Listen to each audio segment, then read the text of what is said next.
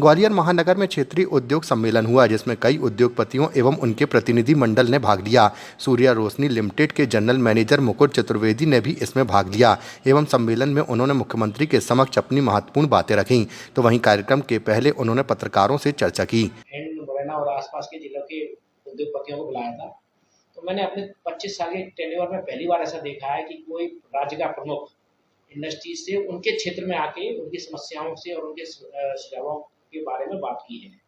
तो इसलिए मैं उनको धन्यवाद देता हूं। और उसमें सार्थक पहल करते हुए उन्होंने 28 तारीख को जो कॉन्क्लेव का आयोजन किया है, तो ये बात जरूर है कि जब प्रदेश का मुखिया उद्योगपतियों को आह्वान करता है कि उसके क्षेत्र में आके वो फैक्ट्री लगाएं, और ये भी सर्वविदित है कि सरकार की जो उद्योग नीति है वो वर्तमान में इंडस्ट्रीज के फेवरेबल है।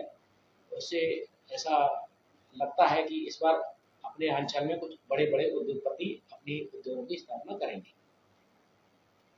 अब जैसे हम सूर्या की बात करते हैं, तो 32 साल से सूर्या ग्वालियर और भिंड में फैक्ट्री लगाई हुई है। उस पर हमारे हर 2-3 साल में एक्सपेंशन भी होता है। वर्तमान समय में प्रतिस्पर्धा ज़्यादा है, हमको अंतर्राष्ट्रीय स्तर पर विभिन्न कंपनियों से प्रतिस्पर्धा करनी पड़ती है। उसके लिए आवश्यक होता है कि हमारा जो माल है उसकी क्वालिटी बेहतर हो और उसका रेट भी किफ़ायती हो। तो रेट किफ़ायती करने के लिए मेरा माननीय मुख्यमंत्री जी से अनुरोध है। इधर मैं आपको थोड़ा सा और बताना चाहता हूँ कि इंडस्ट्रीज के ऊपर एक दोहरी कर की मार पड़ रही थी प्रॉपर्टी टैक्स की, लेकिन जैसे ये मुख्यमंत्री जी के आह्वान संज्ञान में आया और उन्होंने इस पर कार्य करना शुरू कर दिया है, और मुझे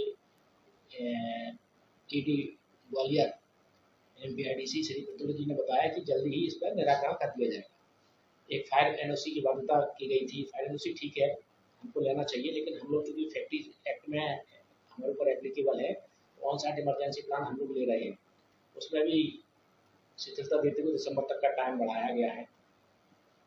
एक मुख्यमंत्री जी से हमारा अनुरोध है कि जो नेचुरल गैस पर, चूँकि बड़े बड़े उद्योग नेचुरल गैस यूज़ कर रहे हैं, तो नेचुरल गैस पर जो वैट की दर है वो 14% है, और हमारे आसपास के जो राज्य हैं उनमें केवल 5% से 6% है।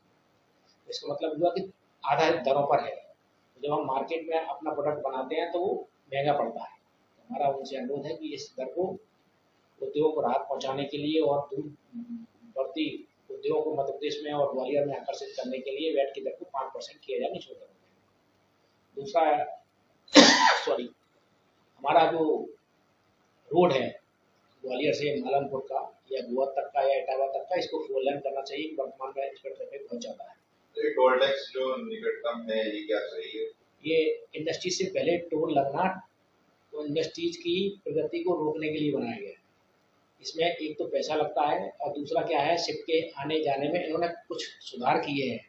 भिंड कलेक्टर और ग्वालियर कलेक्टर ने अपने प्रयासों से इसमें सुधार करने की कोशिश की है, लेकिन वो पूरी तरह से कारगर नहीं है, क्योंकि इस रोड पर इतना ज़्यादा ट्रैफिक है कि आप देखेंगे शिप के चेंज ओवर के टाइम पर आधा घंटे पौन घंटे करीब जाम लग जाता है। और जिस दिन शादियाँ होती हैं या कोई रैली वगैरह निकलती है, उस दिन तो आप पूछिए कि क्या हालत होती है फैक्ट्री की।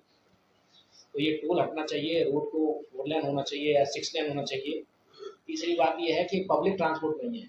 कंपनी के वर्कर्स को तो हम गाड़ी प्रोवाइड कर देते हैं, लेकिन जो कॉन्ट्रेक्चुअल लेबर है, जो कि टोटल स्टैंड का करीब 40 से 50% है, वो अपने वाहनों से आता है।